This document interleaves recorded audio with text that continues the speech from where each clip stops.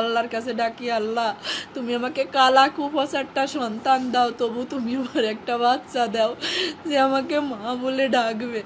লিফটে ঢুকবে তখনও ঘুরে ফিরে আমার দিকে 2-3 বার তাকাচ্ছিল। আমার ওই তাকানো এখনো চোখে ভাসতেছে। অনেক আল্লাহর কাছ থেকে চেয়ে না সন্তান আমার যখন বিয়ে হয় আমার ছেলে মেয়ে হতো না। 8-10 বছর ধরে ছেলে মেয়ে হয়নি।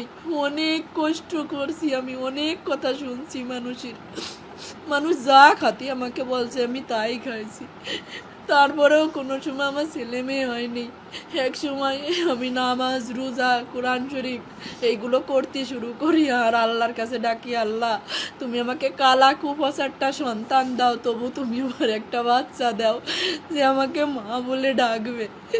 ডাক্তার কবিরাজ দেখাতে দেখাতে আমার সিনথিয়া হয় আমার বিয়ের 9 বছর পরে গিয়ে।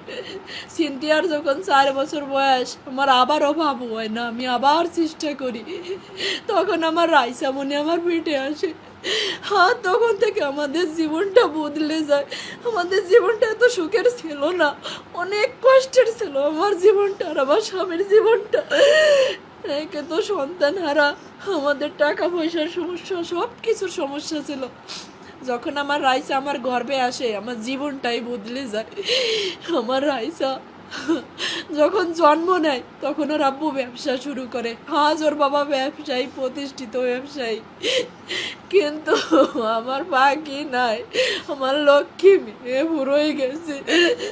আমার লক্ষ্মী রে তো আমি বলবো না, আমার ওইটুকু লক্ষ্মী।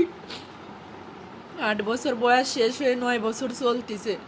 9 পারা কোরআন শরীফ পড়েছে আমার রাইসামণি।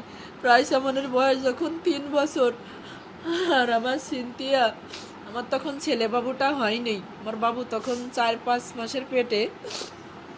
উমরা করতে গেছিলাম আমরা অল পরিবার, আমার হাজব্যান্ড আমার বাচ্চাদেরকে নিয়ে। আমার রাইসামণি সেই উমরা হজের ছবিও আছে।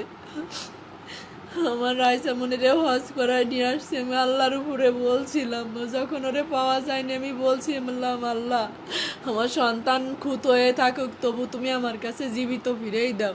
আমি আবার আমার পাখিরে সম্পদ বেশি হলেও উমরা করাতে নিয়ে যাব, আবারও আমার পাখিকে আমি হজ করাতে নিয়ে যাব, কিন্তু আমার পাখি আর ফিরে আসেনি। আর আমার পাখি যে চলে যাবে, ওই দিন আমি চেয়ার ধরে ডাইনিং টেবিলের কাছে দাঁড়াইছিলাম আর আমার পাখি যখন যাচ্ছিল দরজা দিয়ে লিফটে ঢুকবে তখনও ঘুরে ফিরে আমার দিকে 2-3 বার তাকাচ্ছিল। আমার ওই